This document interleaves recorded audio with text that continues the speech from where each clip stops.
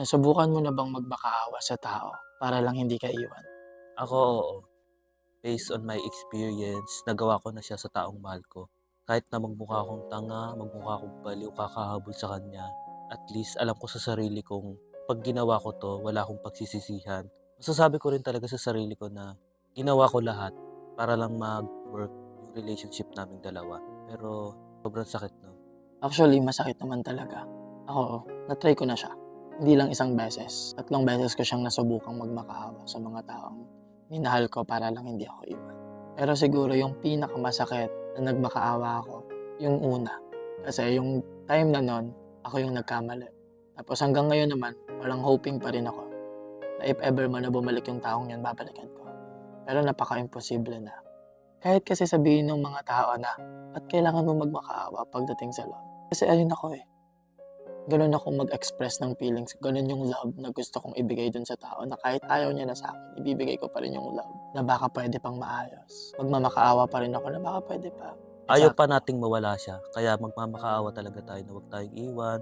Para sa akin yung magmakaawa, ibig sabihin nun pagmamahal yun eh. Hindi ka naman magmamakaawa kung hindi mo minahal ng sobra yung tao. Ako parehas tayo, parang Pero ang sarap lang sa feeling na after nating magmakaawa, masasabi natin sa sarili natin, okay, at least hanggang sa dulo ng pagmamahal ko sa kanya, hinabol ko siya at nagmakaawa ako. Para at least walang regrets, walang pagsisisihan sa dulo. At the end of the day, matapos at sa huli ng ating pagsasama, minahal kita at hinabol kita.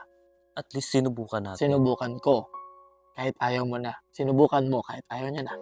Kaya para sa akin sobrang okay at sobrang worth it ang magmakaawa. Dahil dun masasabi natin na totoo yung pagmamahal natin. Dahil ayaw natin mawala yung tao kahit gusto na nila tayong mawala. At least hanggang sa dulo, binigay mo at nilaban mo kahit hindi niya na kayang ilaban. Pero para sa akin okay na yung isang beses kang magmamakaawa sa isang tao.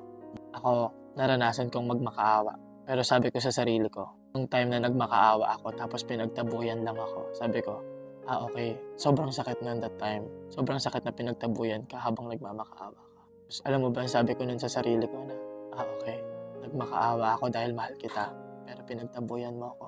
Kaya after neto, pag uwi ko ng bahay, tapos na ayaw na kitang makita at hindi na kita gustong makausap pa. Parang ang problemahin mo na lang yung pag-heal mo, Mm. yung pagmo-move on mo kasi Mm. sa part mo naman, sa sarili mo naman, masasabi mo na, okey nagawa ko na yung part ko para hindi siya mawala, para Ah, hindi niya ako iwan, para hindi mag-end yung relationship namin. Pero siya mismo talaga ayaw niya na. ayaw niya na, siya na ang bumitaw at Hmm. tumayo.